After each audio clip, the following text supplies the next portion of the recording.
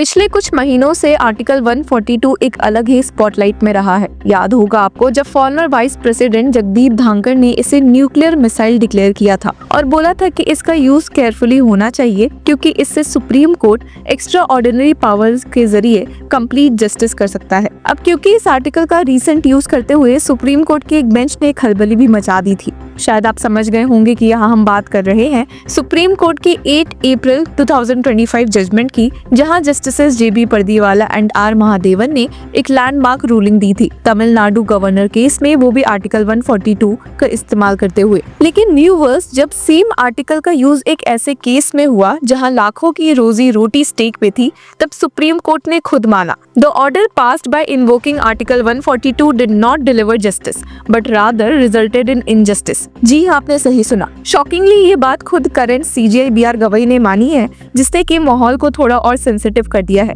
और साथ ही एक रिटायर्ड जज जस्टिस बेला एम त्रिवेदी की ऑर्डर शक के घेरों में है, वो भी आर्टिकल 142 के गलत यूज की वजह से। तो क्या फॉर्मर वीपी जगदीप धांकर सही थे कि शायद सुप्रीम कोर्ट इस आर्टिकल का मिसयूज कर रही है या नहीं? चलिए इस वीडियो में देखते हैं। अब इस नए मैटर में डाइव करने से पहले देखते हैं कि आखिर प्रेसिडेंशियल रेफरेंस मैटर में लेटेस्ट क्या अपडेट है और सीजेआई बीआर गवई ने कौन सा बड़ा फैसला लिया है। जब Supreme Court bench of justices JB Pardiwala and R Mahadevan ने आर्टिकल 142 का इस्तेमाल करते हुए गवर्नर केस में उन बिल्स को पास कर दिया जो गवर्नर और प्रेसिडेंट दोनों ने इनडेफिनेटली डिले किया था, उसके साथ ही उन्होंने उन दोनों पर एक टाइम लिमिट फिक्स कर दी थी। जुडिशरी द्वारा प्रेसिडेंट पर डेडलाइन फिक्स करना कंट्रोवर्सी का कारण बन गया और जिसके बाद प्रेसिडेंट डॉक्टर द्रौपदी मुर्मू ने आर्टिकल 143 के अंडर सुप्रीम कोर्ट को एक प्रेसिडेंशियल रेफरेंस भेजा, जिसका एक की क्वेश्चन भी था कि क्या जुडिशरी कॉन्स्टिट्यूशनल अथॉरिटीज जैसे प्रेसिडेंट और गवर्नर के पावर एक्सरसाइज करने के प्रोसेस पर जुडिशियली प्रिस्क्राइब टाइमलाइन फिक्स कर सकती है।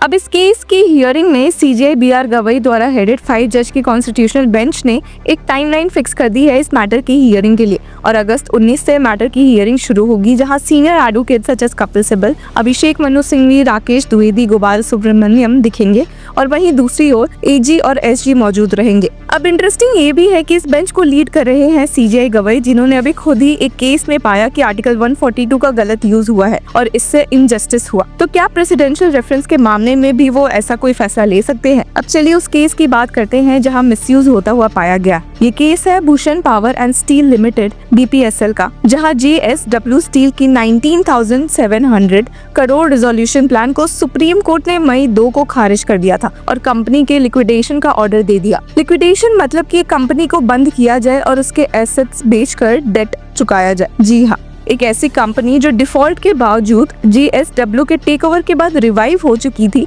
उसे एक स्ट्रोक में लिक्विडेशन के लिए भेजने का ऑर्डर दे दिया गया था सुप्रीम कोर्ट द्वारा, वो भी आर्टिकल 142 का यूज करके। लेकिन अब 31 जुलाई को सीजेआई बीआर गवई की बेंच ने खुद इस फैसले पर सवाल उठाए और कहा कि ये ऑर्डर सेटल्ड लीगल प्रेसिडेंट्स के अगेंस्ट है। अब बीपीएसएल एक बड़ी स्टील मैन्युफैक्चरिंग कंपनी थी जो डिफॉल्ट के कारण इंसॉल्वेंसी प्रोसेस में गई। जेएसडब्ल्यू स्टील ने 19,700 करोड़ का रिजोल्यूशन प्लान बनाया जो कमिटी ऑफ क्रेडिटर्स ने अप्रूव किया और उसे एनसीएलटी एंड एनसीएलटी ने भी ग्रीन सिग्नल दे दिया। अब जिन्हें नहीं पता उन्हें बता दे कि NCLT national company law tribunal company related disputes like insolvency, liquidation, mergers handle करता है और NCLT national company law appellate tribunal उन्हीं मैटर्स पर एनसीएलटी के डिसीजंस की अपील सुनता है। हालांकि इतने ग्रीन लाइट के बाद भी 2 मई को जस्टिस बेला त्रिवेदी, जो अब रिटायर हो चुकी है, एंड जस्टिस सतीश चंद्र शर्मा की बेंच ने जेएसडब्ल्यू स्टील का प्लान खारिज कर दिया। सुप्रीम कोर्ट ने कहा कि रिजोल्यूशन प्रोफेशनल ने अपने ड्यूटीज प्रॉपर्ली डिस्चार्ज नहीं किए, सीओसी ने क्रेडिटर्स के इंटरेस्ट को प्रोटेक्ट नहीं किया,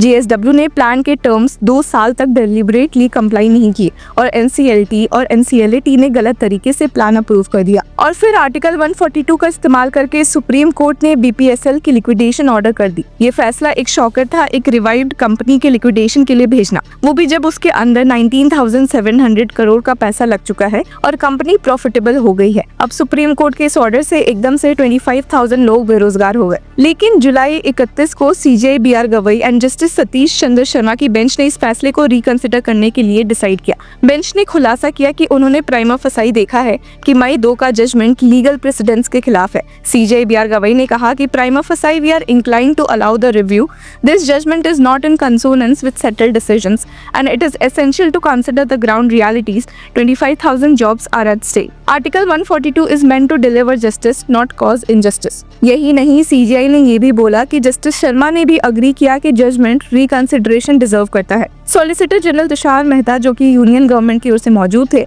ने कोर्ट के सामने ये आर्ग्यू किया कि BPSL अब एक हेल्दी कंपनी है JSW के एक्विजिशन के बाद। उन्होंने बोला कि मई 2 का जजमेंट एक सक्सेसफुली इम्प्लीमेंटेड प्लान को सिर्फ कुछ माइनर वायलेशंस के बेसिस पर सेट असाइड कर रहा है। SG मेहता ने पॉइंटेडली पूछा, Is the timeline breach so fatal that a fully implemented 20,000 crore plan should be rejected and liquidation ordered? Why was Article 142 invoked here when it is causing harm to workers and creditors? Senior advocate Neeraj Kishan Kaul, जो JSW steel के लिए appear हुए, उन्होंने court को बताया कि judgement एक dangerous signal भेजता है। Scrapping a plan approved by the COC, NCLT and NCLAT after 5 years would be devastating for the IBC.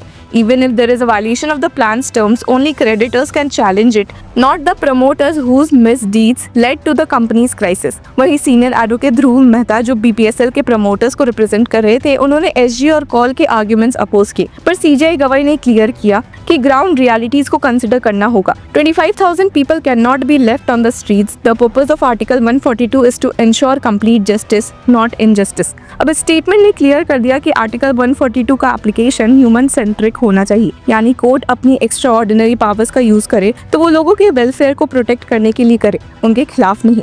CJI का ये कहना कि article 142 should not be used for any injustice एक इम्पोर्टेंट प्रेसिडेंट सेट करता है। ये आर्टिकल लिमिटलेस नहीं है और इसका यूज कॉन्सिक्वेंसेस देख के होना चाहिए। तो अब क्या होगा? अब सुप्रीम कोर्ट ने मई 2 का जजमेंट रिकॉल कर दिया है और मैटर को फ्रेश हियरिंग के लिए ओपन कर दिया है। ये रेयर है कि सुप्रीम कोर्ट अपने खुद के जजमेंट्स को रिकॉल करे, लेकिन जब स्टेक्स हाई हो, 25,000 लोगों की नौकरी और 20,000 करोड़ की इन्वेस्टमेंट, तो कोर्ट ने रिव्यू जुरिस्डिक्शन का यूज करके अपने ही डिसीजन को रिकंसिडर किया है। तो व्यूअर्स, आपका क्या कहना है? आर्टिकल 142 का यूज इस केस में सही था या ओवररीच? क्या सुप्रीम कोर्ट का अपना डिसीजन रिकॉल करना जुडिशियल ह्यूमिलिटी का एग्जाम्पल है?